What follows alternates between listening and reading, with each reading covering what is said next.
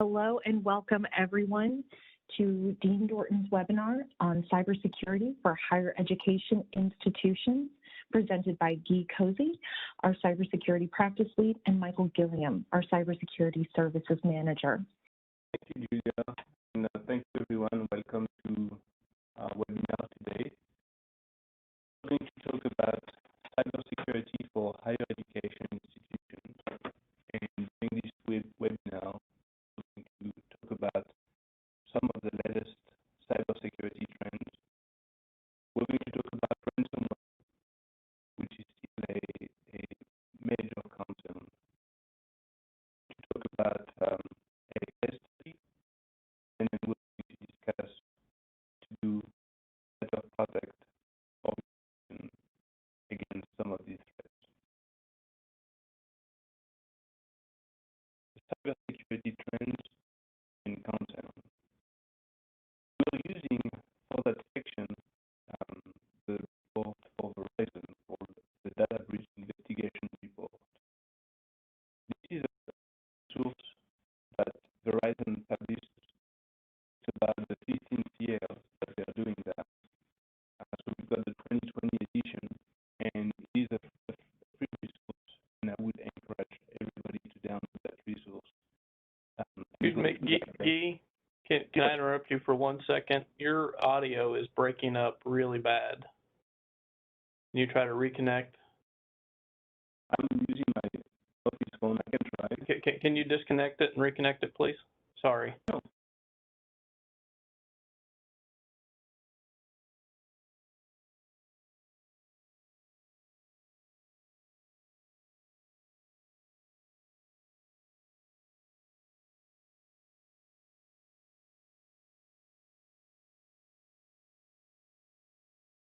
Is that better? Can you hear me okay? Yes, that's much better. Thank you. Okay, thank you, Jason. Thank you for noticing that. So sorry about that. So we're going to cover some information from the Verizon Data Breach Investigation Report. And in that report, there are some trends based on the different industries.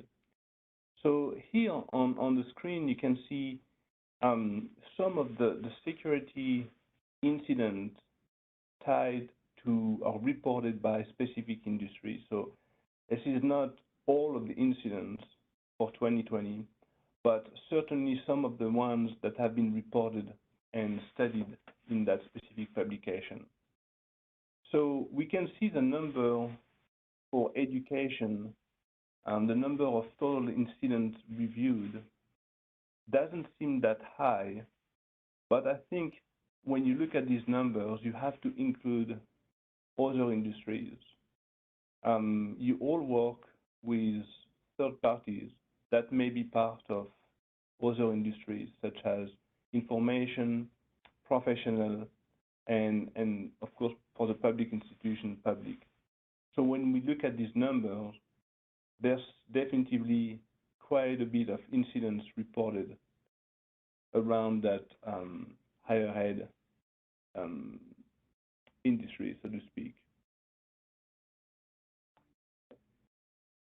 So here we see some of the main commonalities among the cyber incidents. And it's not shocking to anyone that most cyber attacks are financially motivated. What is interesting to note is that 43% of the data breaches were attacks on web applications or cloud-hosted platforms, more than double the results from last year. It makes sense because more organizations are moving to the cloud. We have to remember that the responsibility of securing information on-premise or in the cloud remains the same. And 37% of the breaches involve the use of stolen credentials. So these are the main attack vectors that we see, as well as we help clients go through investigation and incident response process. Email phishing, credential compromise, and software vulnerabilities. So next, we're going to talk about the history of ransomware.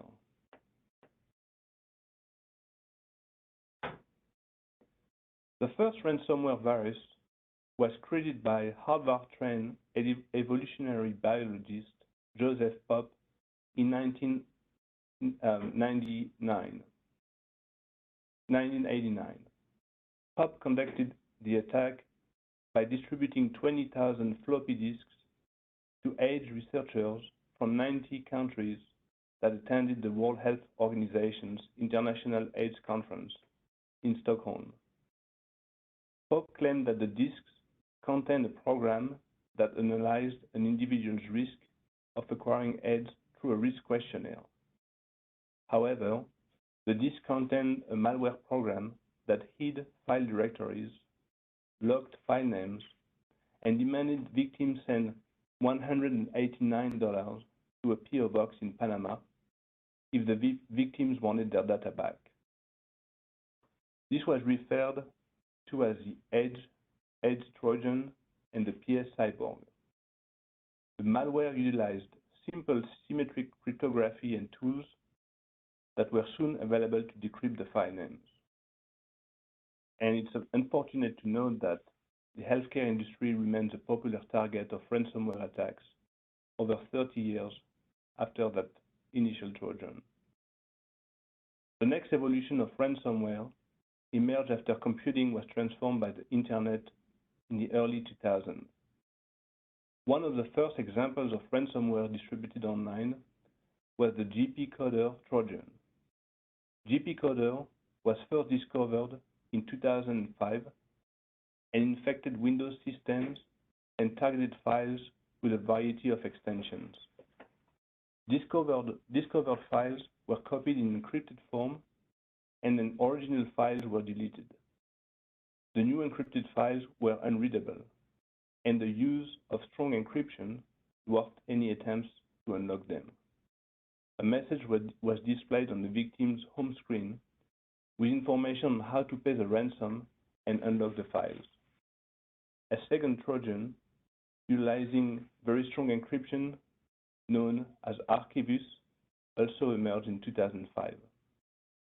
Archivus encrypted everything in the victim's documents folder instead of targeting specific executable files and file extensions.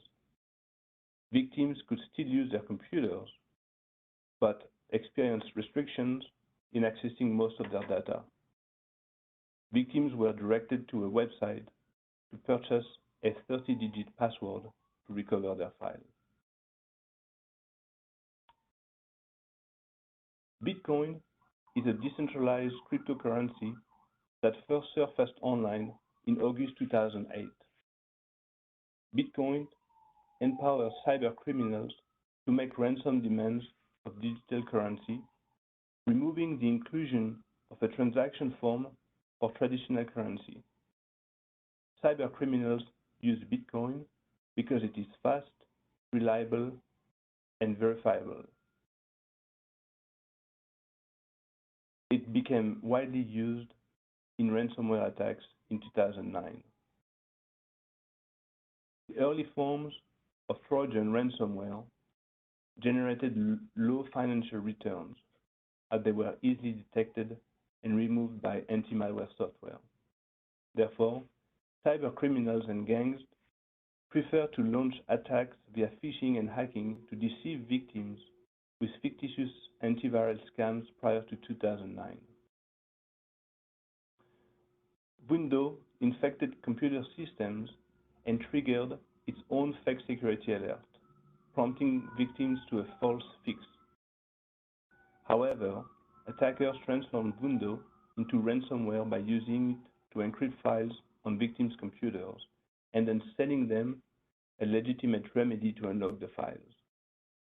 This strategic shift in the execution of Windows represented the first indication that attackers believed ransomware had the potential to become a profitable enterprise. At the same time, we also saw the proliferation of online payment systems.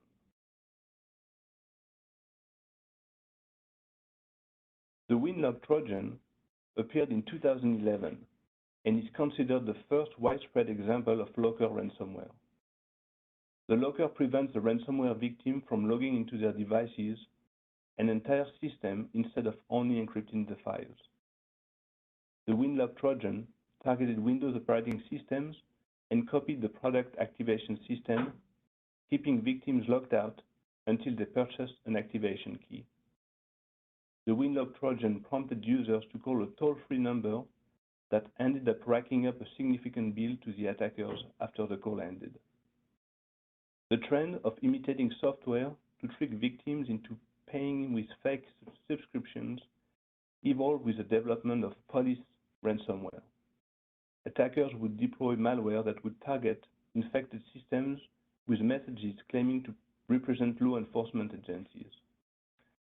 Attackers informed victims that evidence related to criminal activity was discovered on the device and that it would remain locked until a fine was paid.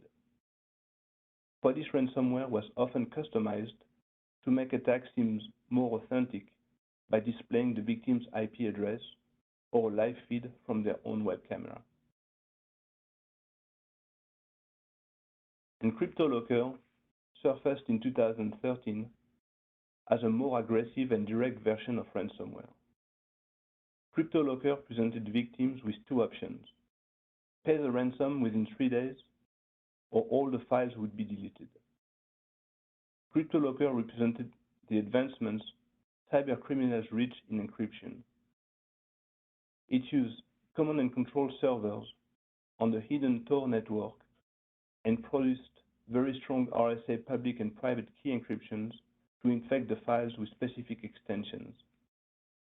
This acted as a dual protective measure. Individuals would be enabled to search for the public key as a base to decrypt the files as it was hidden on the Tor network, while the private key held by the programmers was independently strong. CryptoLocker also innovated a new distribution method. Infection initially spread via the Game Over Zeus botnet, a network of infected zombie computers tasked with spreading malware throughout the internet. Therefore, CryptoLocker signified the first ransomware spread through the medium of infected websites.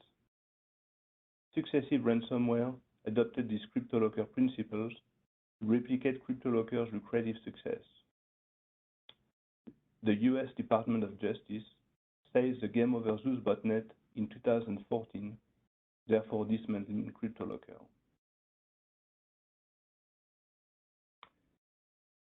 Loki is one of the most dangerous examples of ransomware due to the expediency and scale it infected computers. Loki distributed via phishing attacks with malicious Microsoft Word attachments and infected up to 100,000 new systems every day at its peak performance. Loki also changed encrypted file names, making it very difficult to correctly restore data. Then KeyRanger emerged as the first ransomware that targeted Mac computer systems. KeyRanger targeted Mac file systems and the Mac's restore system, preventing the victim from restoring the system to a previous version. WannaCry and Petya represent the first ransomware attacks that occurred on a widespread global scale. WannaCry is a crypto worm that semi-autonomously replicates and spreads automatically. WannaCry marked a new phase in ransomware, as it was the first ransomware that spread their targeted vulnerabilities on computers. WannaCry attacked its victims in Spain in May 2016.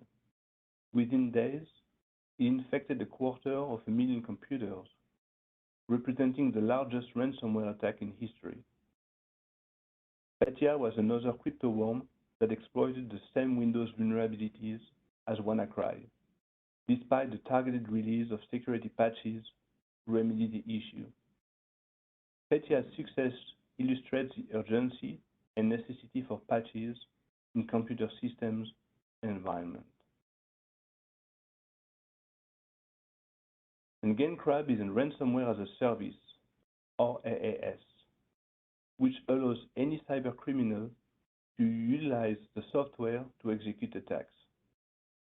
GainCrab is spread via malicious emails where the victim is prompted to download a zip file containing the ransomware. Reveal ransomware, also known as Sodinokibi, was first discovered in Italy in May 2019 and is known as a successor of GainCrab.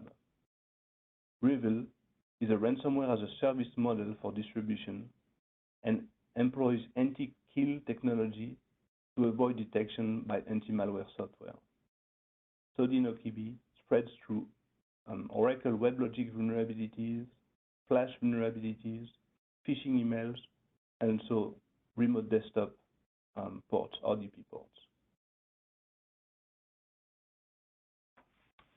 So 2020, a compressed timeline. We noted several initial infection vectors across multiple ransomware incidents, including RDP that I just mentioned, phishing with a malicious link or attachment, and drive-by download of malware, facilitating follow-up activities. RDP was more frequently observed in 2017 and declined in 2018 and 19.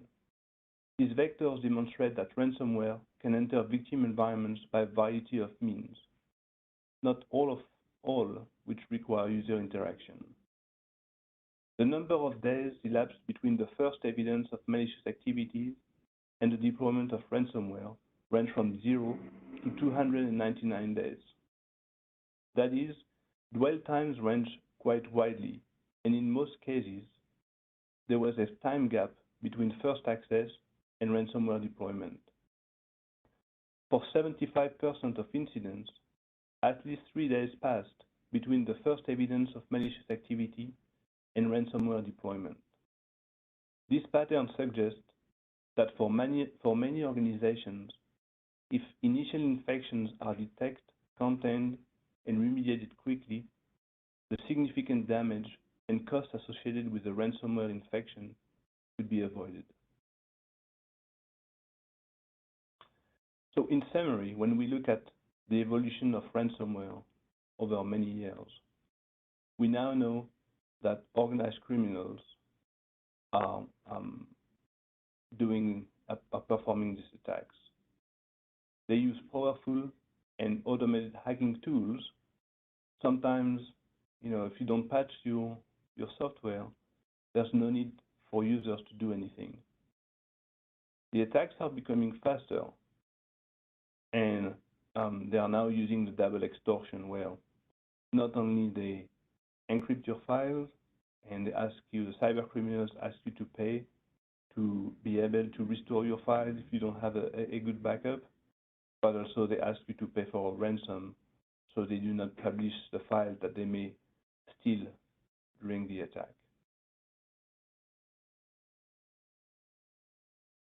Now I'm going to pass it to Mike here. All right, thank you, Guy. So Guy, kind of going through that timeline right there, I think it's a really good way to kind of get a better understanding of the ransomware threat. And we really focus on ransomware right now because it's the way that the threat actors have figured out how to monetize their efforts. So it's something that they're really focusing on improving and getting better. And for years and years, security researchers have been kind of sounding the alarm on the progression of these specific threats, on how they're continually developing better, more resistant malware, how they're working together at economies of scales to help improve their own efficiency and their capabilities, and how one day those efforts by the threat actors is going to outpace our most common defenses. And I think that, with what we're seeing over the past couple of years, that there's ample evidence to suggest that the times are upon us where, the threat actors' capabilities have outpaced most organizations' ability with their common controls to effectively mitigate the risk posed by them. So a lot of those alarms have over the years fallen on deaf ears. But I think, and this quote really sums it up the best, I think, and this is from a reporter that's been doing investigations on ransomware attacks for the past few years. You know, they've really kind of come to understand the impact that these threats have for organizations. And this quote really sums it up really well. That just any organizations that don't have the will or the resources to invest in the proper ransomware defenses now, it's just a gamble every day that they won't pay for it later. So that as I was going through and doing research for this, it really resonated with me. And I think that, again, the ransomware threat actors, they continue to invest in their capabilities and their tools. On the defensive side, we need to be doing the same thing. So Guy kind of went over the progression of the different families and the capability of ransomwares. I want to talk a little bit about some more recent updates to the ransomware capabilities that we should keep in mind. Ransomware and the Trojans that they use to drop them, they've been developing them in a very modular way. They've got plug-in capabilities. Those plug-in capabilities provide for a lot of different types of different actions. Specifically, some of them will help them with their lateral movement. So lateral movement is a term that is used to describe that once a threat actor gets a foothold on a network, it's how they choose to spread to other systems inside the network. A lot of the Trojans and the ransomware that's being developed today, they have plugins now that they can implement that helps them with different ways for doing that. You know, common ways that might occur is, you know, stealing the password off the local system and seeing if it can, you know, use that on other systems. It'll go ahead and automatically steal it and test it on those systems and let the threat actor know if they can go ahead and perform lateral movement. So they have this modular capability built in. They have a lot of password stealing capabilities built in as well through these plugins. So one of the things that we typically see in some of the investigations that we do is that these plugins are used to steal passwords. They'll go ahead and search. If you have Outlook open, it'll go ahead and crawl through your emails and look for any kind of passwords in there. Of course, they have the ability to extract it out of memory, any kind of passwords that have been used or any kind of sessions for accounts that are used on there. But one of the things that's often overlooked in the capabilities that we see with this malware is the ability to scrape passwords out of browsers. So a lot of us we can go to a website and we'll go to log in, and all the major browsers, Chrome, Firefox, Edge, they'll ask you once you log into a website if you want to save that password in the browser. Those passwords are saved in a manner that which, if you're logged in, you can read them. So obviously, if malware is executed under the same privileges as a user, it'll have the ability to read those. And they've got plugin capabilities that'll automatically reach out, grab all those passwords for the sites that are saved in your browser, and then send them out. So these plugins, they help them kind of continually develop new capabilities, and they've developed it in a way that allows them to continually get better. Another thing that's kind of come to light over the past few months with the ransomware threat actors, once they get inside a network, they have been observed performing what we call financial document analysis. So they'll search network shares, they'll look for any kind of ledgers or documents that might discuss the finances of the organization, and they're doing this to be able to understand what they consider an affordable price to set the ransom at. So obviously, you know, if they have, you know, an organization that has less revenue coming in, less, you know, money in the bank, they might set that at a lower price as opposed to an organization that has very high revenues. They're going to set a higher ransom price. So just thought it was very interesting that they've been documented going through and specifically targeting, looking for these ledgers and these documents that relate to the finances of the organization. And they're doing their own analysis to be able to set a price for the organization.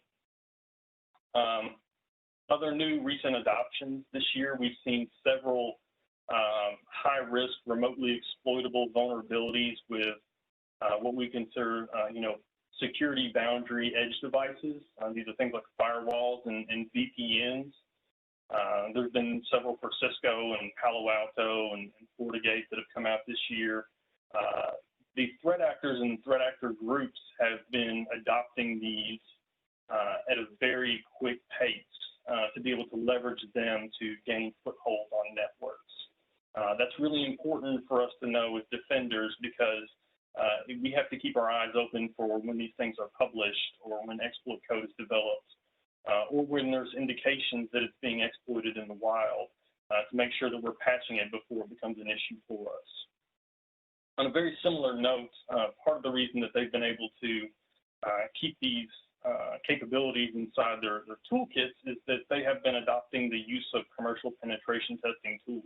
So these are tools that are used by security consultants, security researchers, organizations themselves might have red teams internally, but they're used to test an organization's security by actually exploiting some of these vulnerabilities.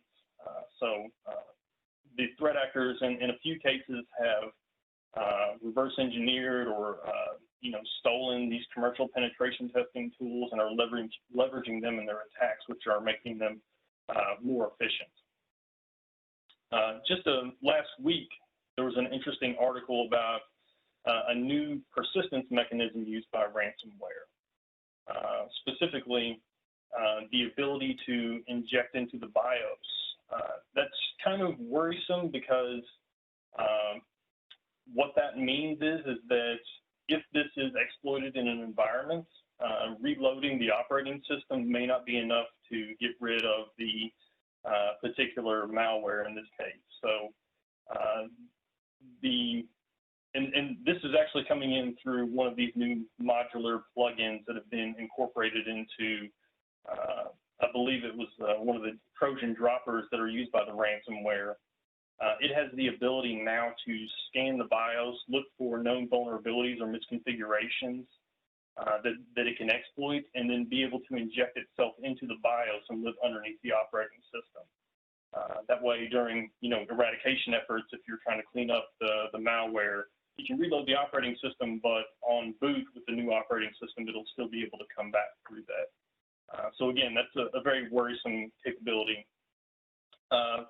What that means for defenders and responders is that we need to incorporate checking for that in the BIOS now as a part of our response efforts. And then one of the other updates, and this is something that you could kind of gather from the timeline that Guy walked through, specifically over the past 3 years or so, is that ransomware operators are operating at economies of scale. They're segmenting their capabilities and functionality, and they're working together kind of in an underground black market. And again, that has really been able to allow them to be more prolific and improve their processes to be more efficient. So to kind of talk about that underground economy and how it works, we've got this slide here. There's a lot on here, but basically the whole ransomware economy is broken down into 4 main areas. Of course, so the area 1 there is the infrastructure. That's what the ransomware operators and affiliates have to work from. That's things like bulletproof hosts. So when we talk about bulletproof hosts, we're talking about kind of what you would refer to as infrastructure as a service, cloud providers that rent servers and access to servers that they can operate from. Those bulletproof hosts kind of operate in a gray area. A lot of them are overseas and in different areas, but basically they're hosting providers that tend to look the other way on what's being done on their networks. They accept Bitcoin, they accept anonymous payments, they're slow to respond to abuse reports, things like that. They allow these threat actors to really use their infrastructure as long as they're paying. And those typically come up in what we see is, you see in parentheses there, VPS, those are virtual private servers. The threat actors will just rent servers. They'll operate from a week or 2 until they get shut down, and they'll just run a different server and start operating from there until they get reported. Other infrastructure that they use is VPN proxy services. Botnet operators have figured out a way to financially monetize their infected hosts. If you have a botnet that has millions of infected hosts, you can use that for traffic laundering to hide the true source of an attack. So you can kind of think of it as like a botnet type Tor network where you might hit 3 or 4 infected hosts before your traffic's routed to its actual destination, so it can't be traced back. DDoS services. There are some particular threat actors that specialize in, selling stolen data or providing auctions for stolen data. And then also another thing that we have recently seen is call centers. So some of the threat actors are actually going through and if you don't immediately contact them when you get ransomed, they actually have folks that they can outsource to that will start to cold call contacts within the organization to try to open a dialogue about that particular ransom event. There's other items. The second area of the ransomware economy we refer to as access brokers. These are folks that have specialized skill that help in the initial access that the ransomware operators use to push out the ransomware payload. So there's folks that develop and sell phishing kits. There's some services that are actually phishing as a service providers where you can go in and they'll automatically set up pages and you can deploy out to contacts if you have emails. Exploit brokers, those are folks that develop what we consider, zero-day exploits, things that are used to get that initial foothold. Get entire groups that all they do is they try to brute force internet-facing services and try to find successful credentials. We often refer to hearing that as credential stuffing or brute forcing attacks. Once they have those credentials, they resell them to other folks to use in their attacks. Of course, you have Trojan Droppers. These are, again, used in the initial infection stages. The big ones right now we're seeing with ransomware specifically are TrickBot, Emotet, and BotherLoader. If you have any antivirus alerts that have those strings inside them, it should help you, kind of perk up and pay attention because those can be a precursor to something much worse coming. We'll talk about RDP shops here a little bit more later, and then also you have the malware developers themselves. The next phase of the ransomware economy is really the ransomware as a service operators themselves. So these are considered tier 1 ransomware operators. These are the ransomware groups, threat groups that are reselling their services, and that really gets to the 4th area, which is ransomware affiliates. The ransomware as a service operators, they provide the infrastructure, they provide the services that generate the keys, they provide the websites where the affiliates can come buy the malware that they're going to distribute, and the affiliates are the folks that are really going out there and they're doing the actual work. So they're buying the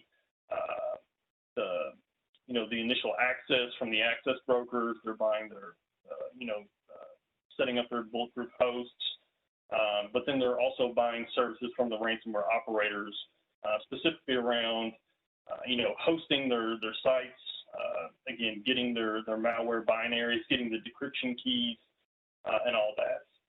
Some of the ransomware operators themselves often continue to have their own groups that go out and perform the ransomware, but then they're also actively recruiting additional folks and reselling their services to them. It's really interesting to see some of the sites because they actually provide, 24-hour support. They have call centers and call numbers, just like you would imagine any kind of enterprise application. Initial access brokers, again, these are folks that are selling that initial access. A lot of times those are through RDP shops. I just thought these are some interesting stats, talking about some of the average prices, how many networks are included in there.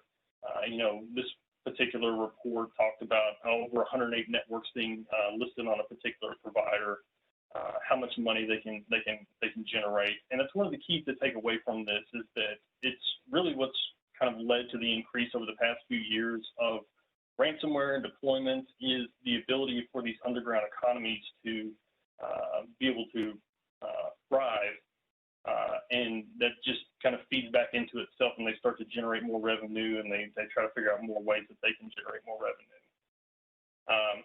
This is a screenshot from a RDP shop. So RDP shops are folks that actually go out and they figure out ways to compromise remote desktops that are exposed to the internet.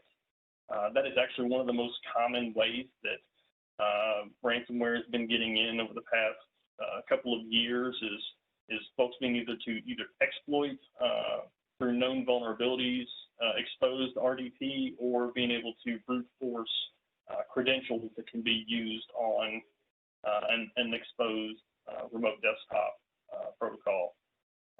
So they'll provide all kinds of information. Typically with the RDP shops, once they gain access, they'll go ahead and log in and they'll enumerate some information about the environment.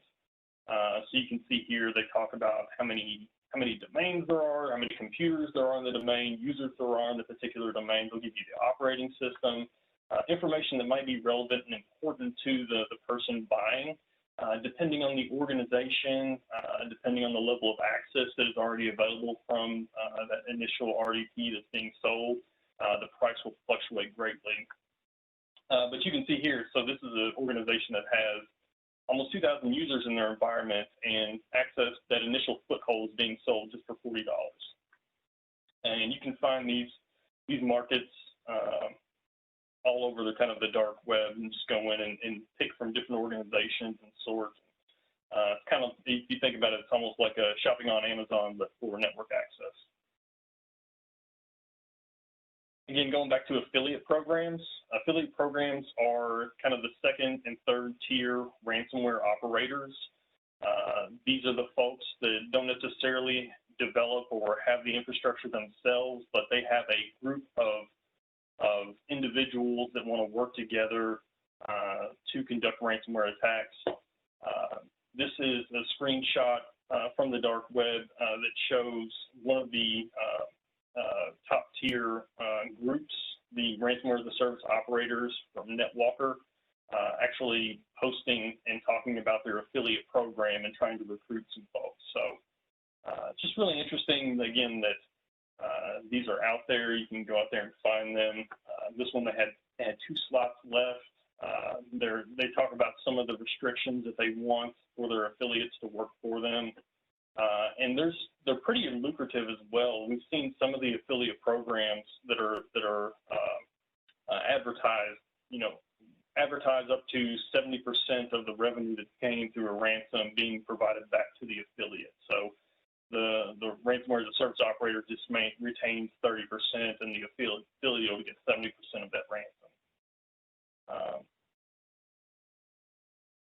One of the big things that we've seen since the beginning of this year is the evolvement from just having the ransom to going to a scheme where it's more ransom and extortion. So over the years, folks with good backups or folks that didn't really want to play into the game, they might have got ransomed. If they had good backups, they could restore and they wouldn't pay the ransom, or obviously they could just start over from fresh. But there were a lot of folks that weren't necessarily paying for the ransom themselves just because the files were encrypted.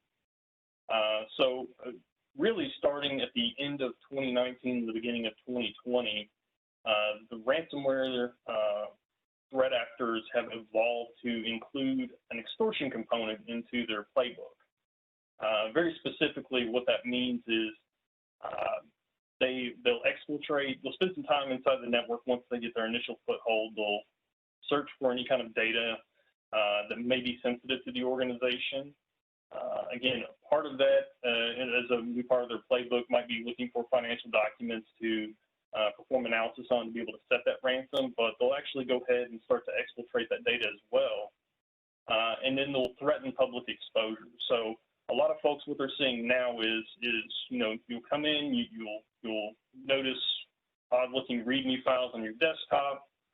Your files might be encrypted, and you will no longer have access to them.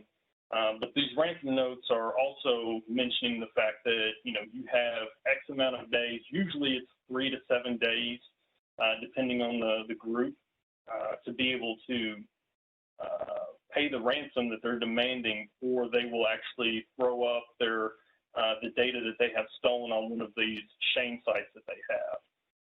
Or they may, in some cases, they've been out there trying to auction it off to other folks if they think that data is particularly valuable.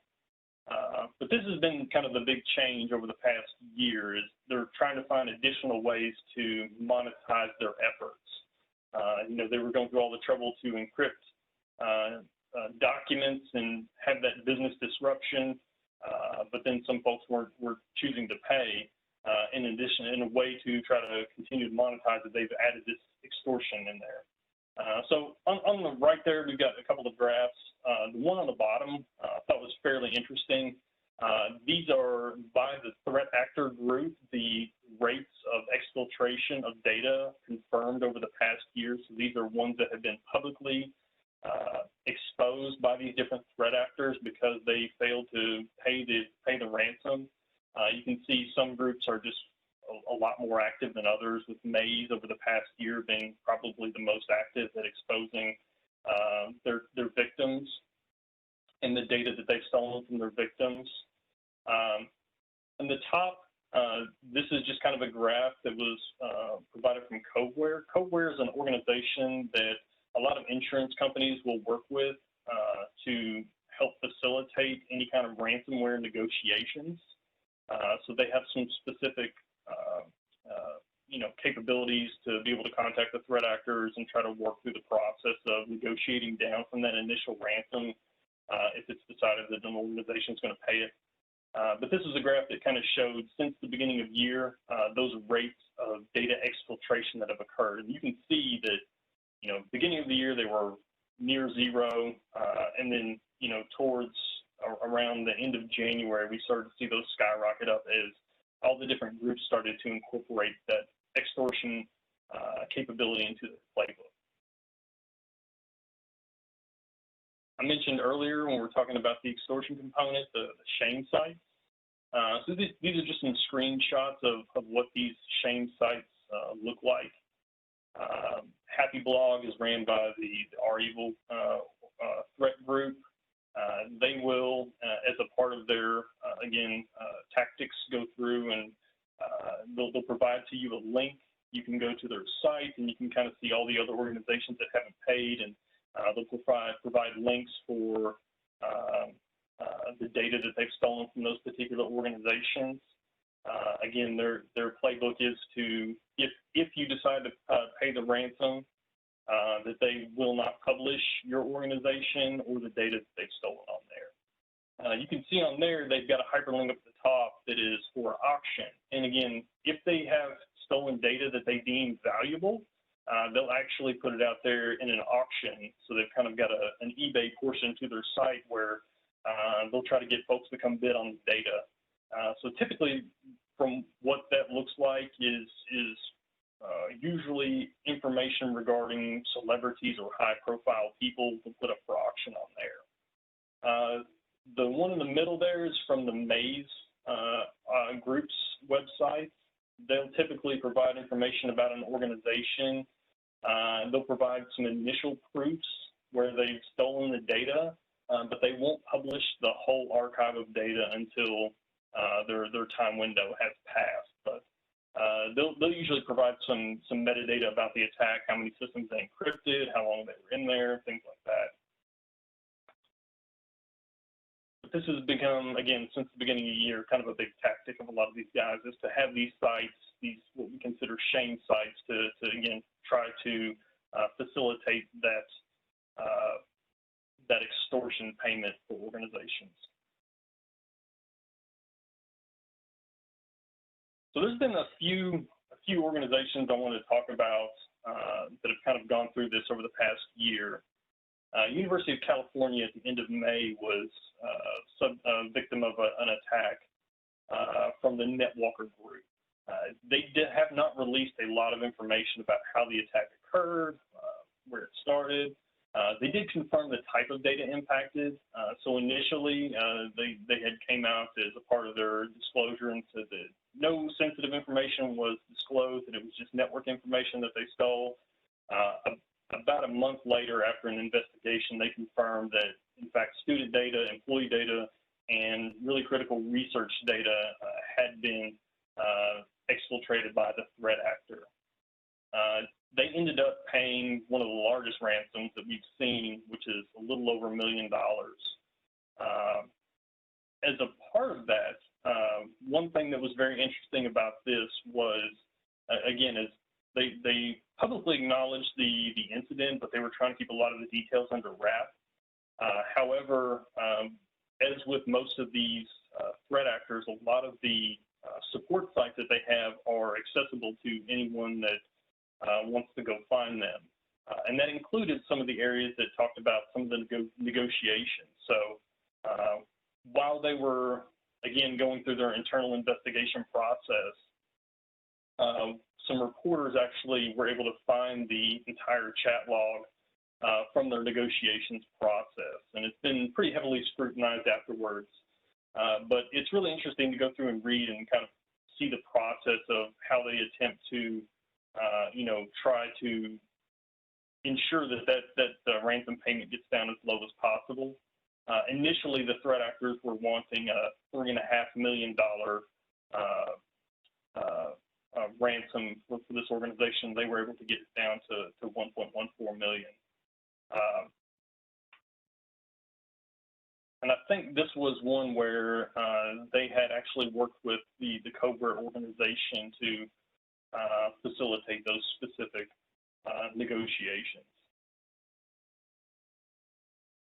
But always something to keep in mind, again, is typically those particular logs, even if the data doesn't become public, that maybe the negotiations or there may be some kind of disclosure through their sites themselves. In a very similar time frame, at the end of May 2020, this was all, I think, around Memorial Day, the same group, the NetWalker group, also compromised Michigan State University and published some data on there. Again, there's not a lot of specifics on this particular attack. Michigan State University did say that they were able to contain it within hours of their initial access. However, that would be questionable, based upon the amount of data that was stolen and eventually published online. Typically, you need a little bit more time than just a few hours to exfiltrate, 20, 30 gigs of data. So there may be some questions about that. Again, very similar type of situation, however, though, confirmed that student and employee PII was stolen as a part of this. One thing that was interesting about this particular case is that Michigan State University decided not to pay. So in talking with law enforcement and following some of the guidance provided by, our government officials and law enforcement officials, they decided to not end up paying. It did result in, all the data that was exfiltrated being published to the web, so anybody can go and download it. And kind of that's public on those public chain sites. However, in kind of follow-up reports from the student newspaper and local newspapers, Michigan State University has claimed that the folks affected by it, of course, they're not happy with their data being stolen, that they've been very supportive of that decision not to pay because they understand that the reason that decision is made because they don't want to continue to maybe potentially fund and proliferate these types of threats. And that's why law enforcement actually recommends that ransom does not be paid. It's specifically if the money dries up for these types of incidents, that they necessarily won't be as prolific and continue on. Again, we don't have a lot of details about those two different case studies, but there is some really good documentation on how the specific threat, the NetWalker, operates.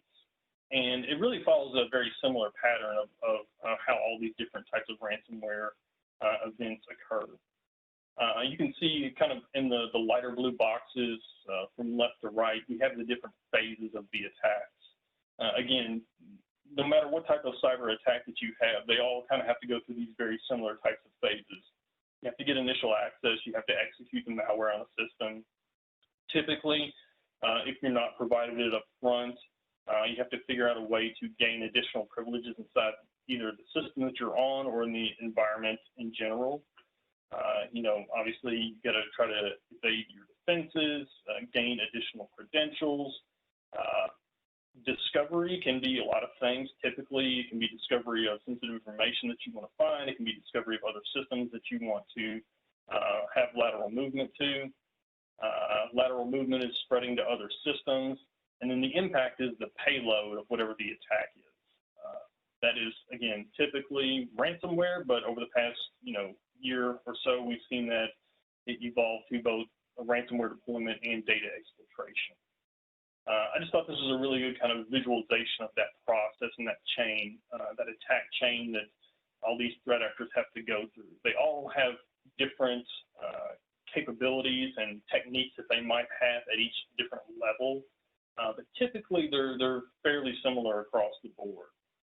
So NetWalker, they typically prefer exploiting, public web servers as a way to have that initial access or a phishing email.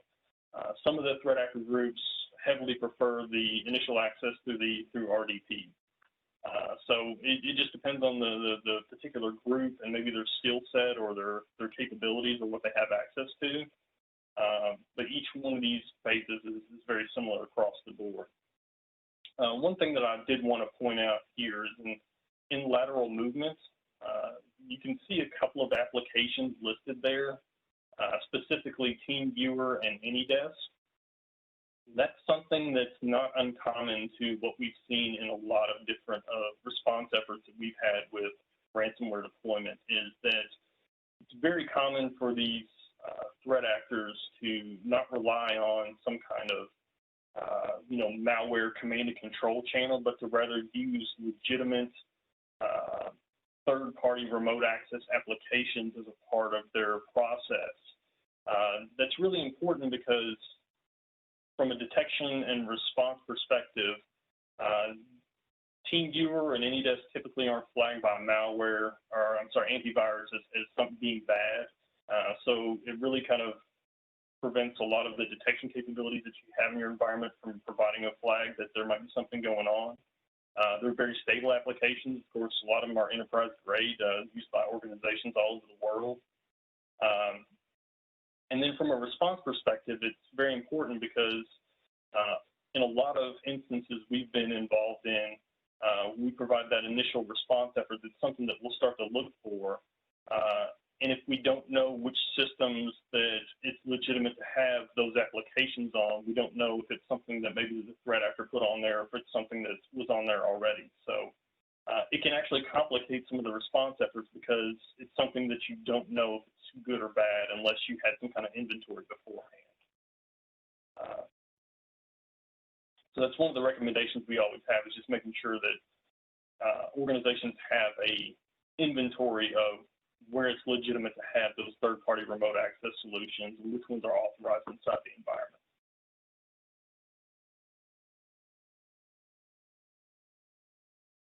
So for the final case study, I want to talk about the University of Maastricht from the Netherlands. This one, I chose this one because they actually, unlike most instances I could find, they actually published the detailed forensic report of how the incident occurred and what happened. So we've got a lot more details to walk through on the incident. But bottom line, in the end of 2019, the University of Maastricht was subject to a ransomware attack. It actually occurred on Christmas Eve. Once they got in and started doing the forensic investigation, they traced the attack back to mid-October, when 2 employees received phishing emails and fell victim to them. It took them, once they had that initial foothold inside the environment, I believe the emails had a macro-enabled Excel document that when they opened, it downloaded and established a command and control channel. Once they had that initial foothold inside the environment on those two users' workstations, it took them a day before they were able to start spreading to the servers and other systems. From their initial access in mid-October, it took them about 20 days before they achieved full domain admin rights. And then it was about another 30 days after that when they actually executed the ransomware on the environment. During that entire time, the threat actors manually interacted with 18 different servers inside the environment. And that's something that, again, we typically see, which is with these types of attacks, you'll have threat actions where the threat actor is interactively logged into the system, whether it's via RDP or they've got some kind of one of these remote access tools like AnyDesk or TeamViewer. They'll actually be interactively, looking through file shares and staging malware and conducting the attack in those particular systems. And then you also have automated action. So those might be the ransomware deployment. They'll use things like PSExec to push out the ransomware and execute it on remote systems. So all in all, I think they ended up encrypting 267 different systems. So most of those would have had the automated actions on them, the deployment of the malware through something like PSExec. Versus 18 systems that they actually, over the course of the 2 months, manually interacted with. So they were logging in via RDP and staging their attack there. They ended up encrypting all the domain controllers, Exchange servers, very business-critical applications, and they were down for quite a while.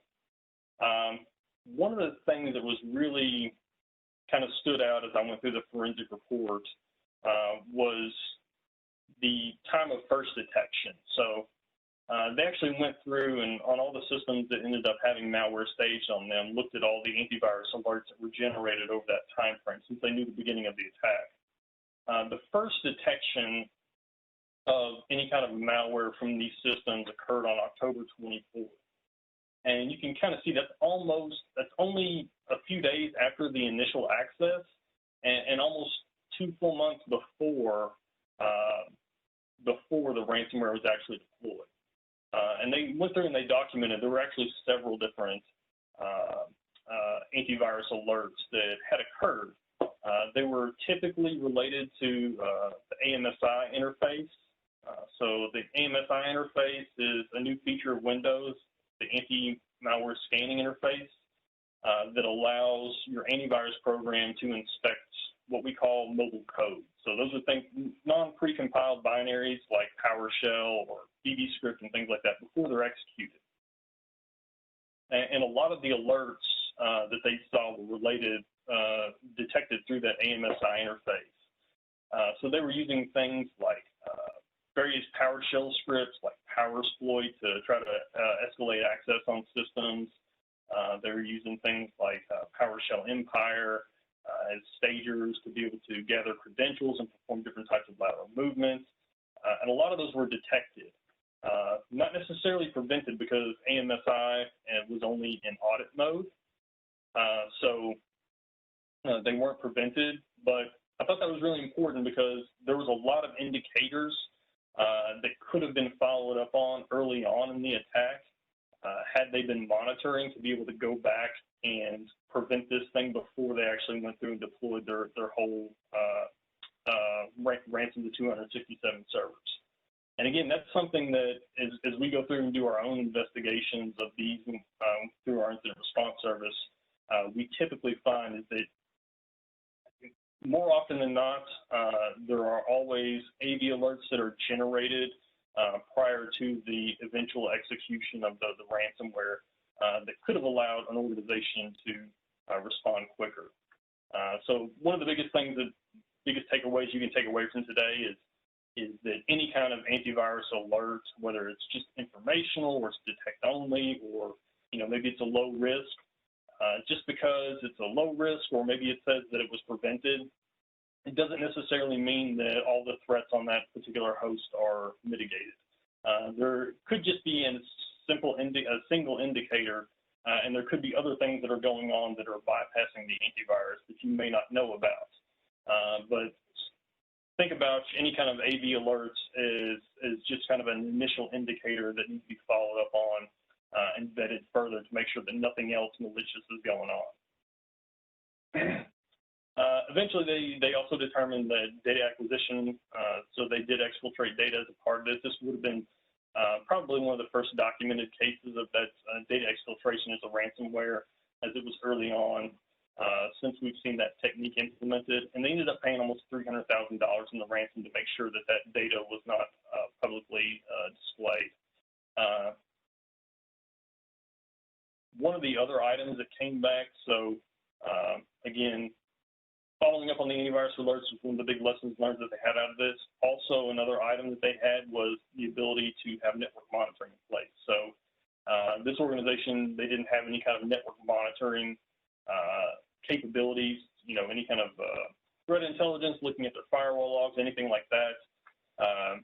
They didn't have that in place, and that was one of the items that they initially, in their lessons learned, talked about, is that need to incorporate network monitoring to be able to detect these types of attacks earlier.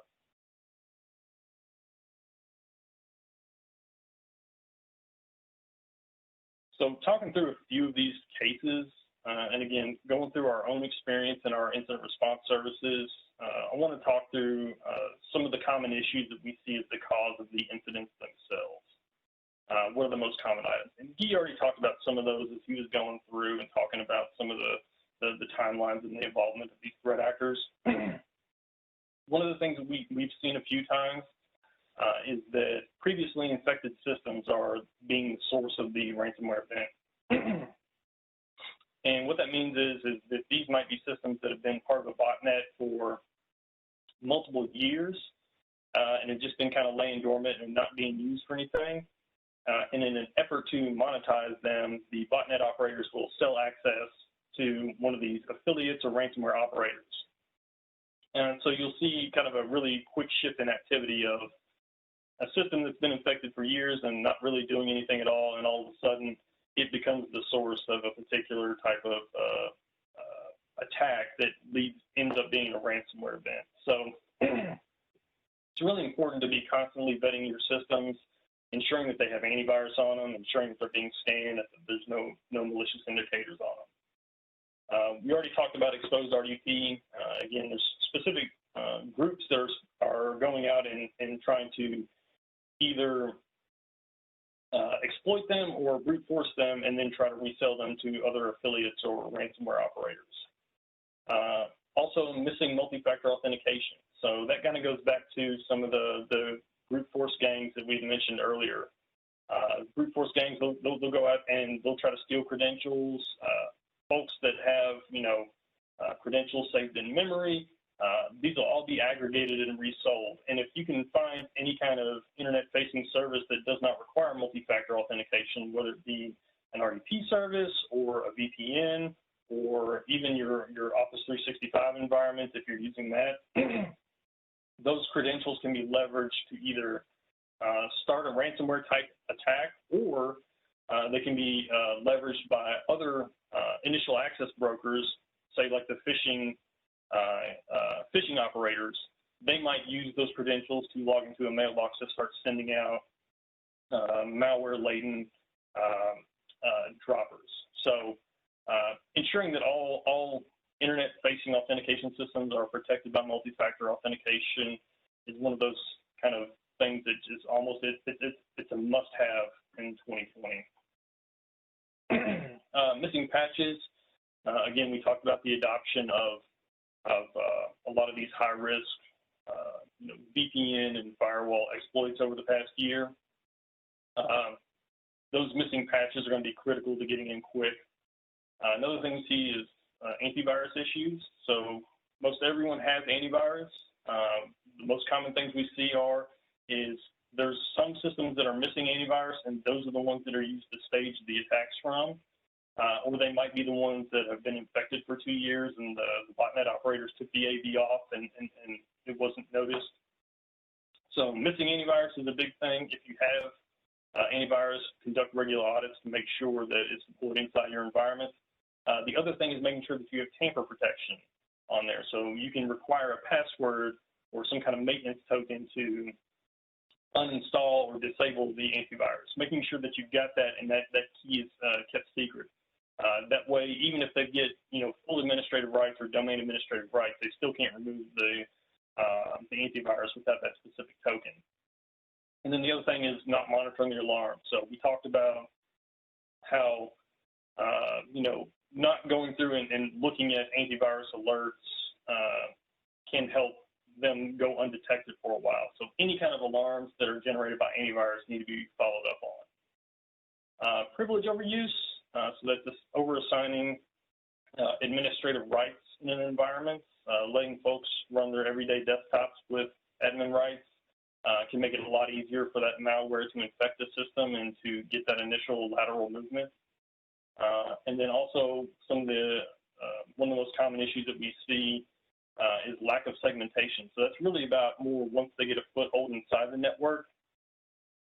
If you don't have good segmentation from maybe a network perspective or even from a privilege perspective, in a lot of cases, that can help facilitate the ease of the attack for the threat actor. And again, as a part of our service, we've been pulled into a lot of these incident response efforts. We've seen what works and what has kind of hampered some response efforts. Some common issues that we've seen during the response itself is response delays. So in a lot of cases, organizations haven't had a predefined relationship with the folks that they need to bring in when one of these types of events occurs. And that can help slow things down. You might have to sign agreements. You might have to figure out, who's going to do the work. You might have to vet them. Having those pre-vetted, identified vendors that you've got all the proper arrangements with and agreements with before an attack occurs can really help you in your response effort and make sure that there aren't unnecessary delays. Second item is privilege exposures. So one of the big things that have kind of come to my attention over the past year or so is the need for organizations to maintain their privilege over their response efforts, over any kind of details about the attack. That way, they're safe from being used against them in a potential court case. So making sure that you've got the right arrangements with your legal team and the way that your outside vendors are contracted and the way that communication occurs is really important to help protect the privilege that you would require to help ensure that sensitive details aren't leaked. Unprotected backups. One of the things that the threat actors do once they get inside is they will look for the backups. If they have the ability to access them, they will encrypt them, they will delete them, they will get rid of them to make sure that you pay for that ransom. So making sure that backups are protected by either segmentation, you get offline backups, you have backups that use multi-factor authentication or a separate authentication system is absolutely critical to making sure that you can recover from these types of incidents. Other items we see are log availability.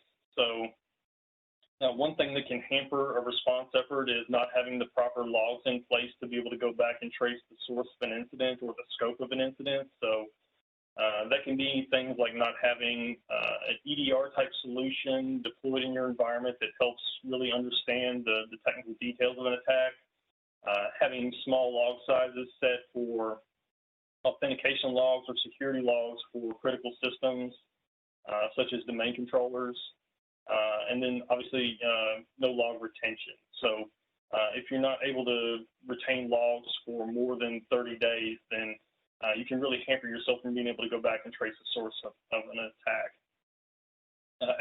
Evidence retention is also really critical in a response effort. Making sure that you do system images or memory images of systems that might be impacted can again facilitate the later investigation. So making sure that you've got a process in place to maintain those. And we talked about kind of the inventory for the third-party remote access and knowing what's where. Any kind of documentation like that, having ahead of time will help facilitate a timely response. And then one of the other issues we see is poor public communication. So I think the best example of that is, probably some items like Equifax and some folks that had some public communications that really kind of turned the favor against them as a part of their response effort, which again does not help any kind of incident. So just kind of a summary of the current realities of ransomware. There's well over 1,000 different families or variants. We talked about some over that timeline. We had some very specific examples. If you start looking at what's been put out there in the past couple of years, there's well over 1,000 different variants. We've seen a 109% increase of ransomware attacks in the U.S. Early in 2020. We will continue to see that increase over the next year. The average downtime for a ransomware incident, so before systems fully come back up and you restore services, is about 16 days. In the first quarter of 2020, the average ransomware payment was $111,000. That was up from $900,000 the previous year, and I predict that it will be much higher than that when we get the early reports in 2021 about the overall average for 2020, because over the past few quarters it has gone up quite a bit. Highest we've seen is upwards of around 1.5 million ransomware payments. And then lastly, the time to execution from the time they get into the network to when they actually deploy the ransomware is shortening. That's due to a lot of the incorporation of some of those tools that we talked about, the commercial penetration testing tools, the incorporation of recently high-risk exploits that have been out there, like the zero logon vulnerability. So we're going from seeing months to weeks to days, and then some of the ransomware operators actually go in and they just smash and grab. So from when they get their initial access, they might just go ahead and push it out. So there are some that are literally in there for hours before they push it out. One of the big items that you can do to kind of help prepare is to have a good incident response program. Incident response really consists of 6 different phases. Having a good incident response program consists of having a good response plan, having a policy that supports it, and a strategy. We like to incorporate what we consider playbooks into our incident response program. So playbooks can be how you might respond to specific types of incidents. You might have a playbook for how you would respond to and remediate an Office 365 account. That would be a different playbook than how you would respond to, say, a workstation malware event. So having those different playbooks documented can help provide consistency in your response process. Communication channels, that's really talking about once an incident occurs, how having a secondary set of communication channels just in case your primary source, such as your email servers or phone systems, are compromised during the attack. Making sure you get that secondary communication channel is really important.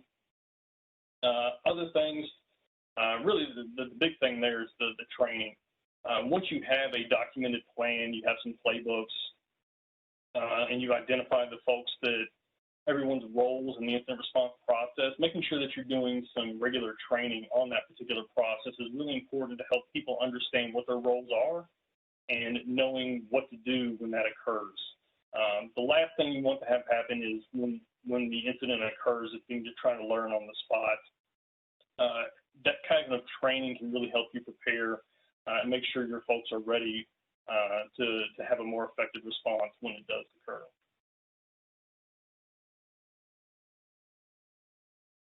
And I'll hand it back over to Guy. We've put together a lot of content and tips that you'll be getting by email through having a control framework, strong password policies, vulnerability management, configuration management, some of the things that Mike went through, but we added a little bit more detail in the slides. However, I'd like to have some time for questions as well. So we'll be sending you the entire slide deck, so you've got all that content. And of course, after that, if you have questions, please reach out to us. But Julia, I'd like to see if we have any questions that we can answer in the last course. Thank you, Guy. Thank you, Mike. The only question we have right now is, can you please provide some examples and solutions of the 3 common methods of cyber attack mentioned earlier: email phishing, credential compromise, and software vulnerabilities? I don't think there's one specific solution, and but in terms of security works in layers. So all of these layers have to work together to make it an effective program. However, what I would say is, on the phishing threats, you want to make sure that you've got a strong security awareness program so that your users are educated. They know to identify a suspicious email. They know when and how to report that email. And you need to understand what IT has to do to be able to respond to these emails.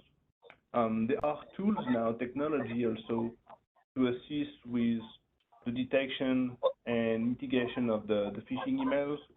For instance, there's a technology called URL rewrite. So a lot of these phishing emails are pointing to malicious sites or bad sites or sites that you need to quickly quarantine. They also have the ability to detonate any attachments that might trigger some of these attacks. So that's an example here. In order to mitigate the threat of credential compromised, Mike talked a lot about multi-factor authentication. If you do one thing, that's really the control that you have to have in place for all kind of remote access. And when you think about remote access, don't just think about VPN and remote connection to your servers, but also access to your sensitive data. So I would include email, I would include your payroll program if it's a cloud-based solution, et cetera, et cetera. And then we talked about a vulnerability management program. I think Mike talked a little bit about that. For some software vulnerabilities, do your own check, and then also use the third party to do a check with you. Run a vulnerability scan of all your assets. Sometimes it's easy to miss a patch. Sometimes you have to do manual things to a system for that system to accept a patch or for the patch to be effective. So making sure that you have a program in place to check any of these missing security updates is really important to mitigate that risk. Mike, what would you add? The only thing I'd really add is thinking about minimization where possible. So when we talk about email phishing, a lot of these threat actors rely on malicious documents being attached.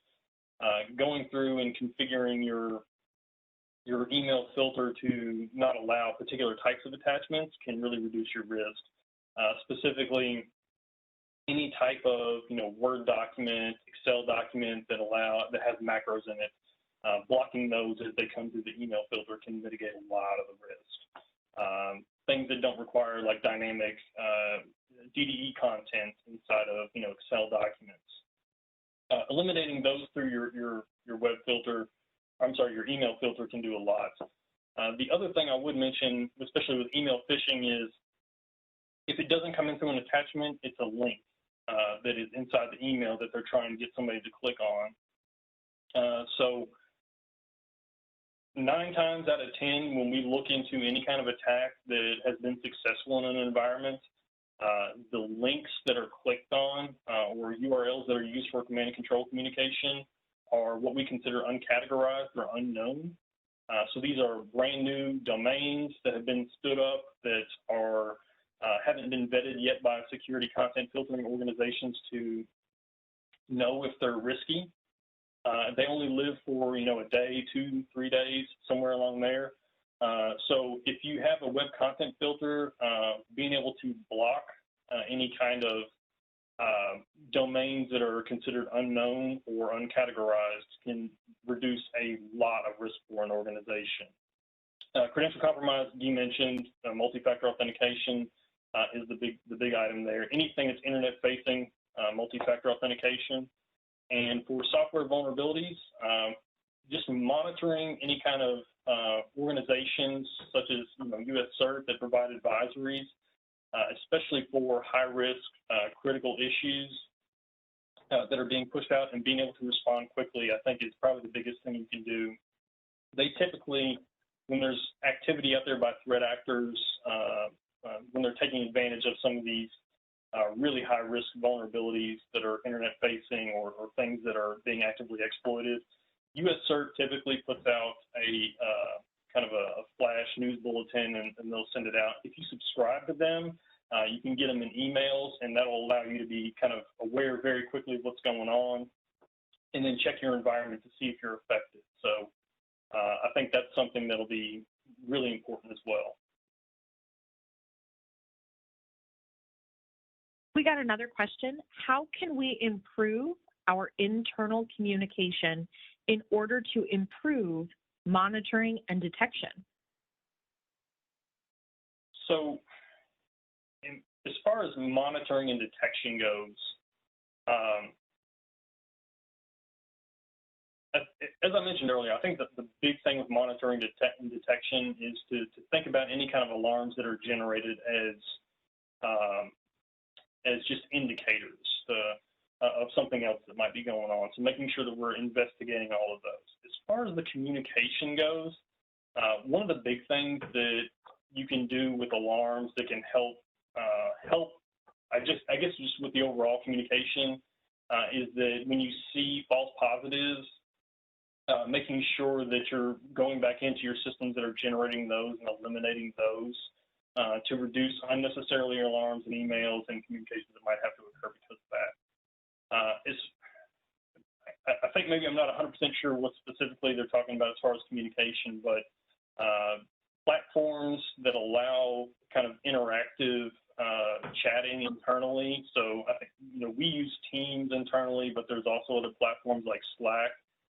When you're working with a team, those types of platforms that you can generate maybe a specific channel to follow really facilitate good internal communications that are quick, that you can talk to each other, you can share information, you can share screenshots real quick.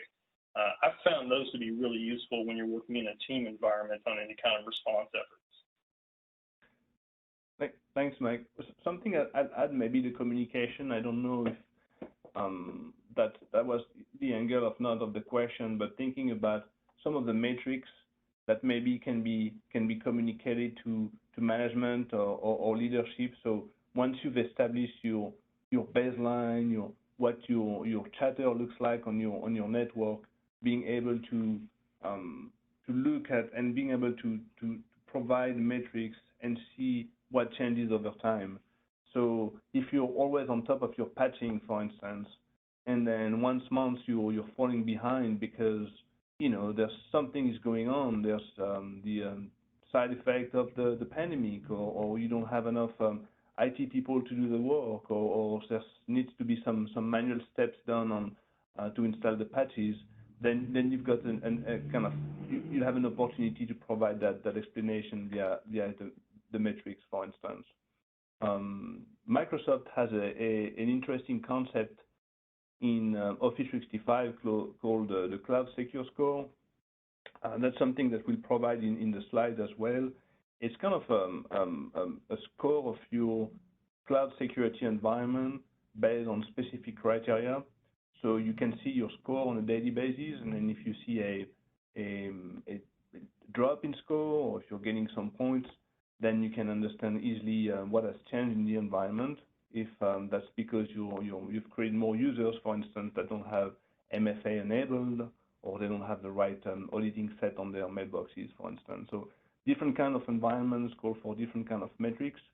And in terms of being able to communicate that state of security operations to management, I think having that is a good management trick there. How to make sure that alerts from multiple sources, internal system, outside media, etc., our thoroughly elevated to multiple sources administration solution, a report called Daily Threat Report, for example. What does that look like? Mike, do you think that we're talking about maybe having a SIEM, a system to correlate all of the security events and being able to present, to elevate some alerts based on criteria? Yeah, so typically that's one good function of a SIEM is to be able to aggregate a lot of different log sources, alarm sources, and to be able to run your own queries and generate your own reports. So I think that probably is the answer here. If you're looking to aggregate from a lot of different security tools, if you're looking to aggregate a lot of different alarms from security tools and then to apply your own logic to it, a SIEM solution is probably the best way to accomplish that. But just like with any other tool that you implement in your environment, SIEM solutions are a lot of work. They take a lot of maintenance. They take a lot of your own tuning and development. So they do require a lot of setup and maintenance over time. So there's a little bit of a trade-off there to get that kind of functionality. Well, thank you so much, everyone, for joining us. We really appreciate you being here today. If you have any other questions, please reach out to us at any time. We are here to help. Thank you so much, and thank you to our wonderful tech team. Have a great day, everyone.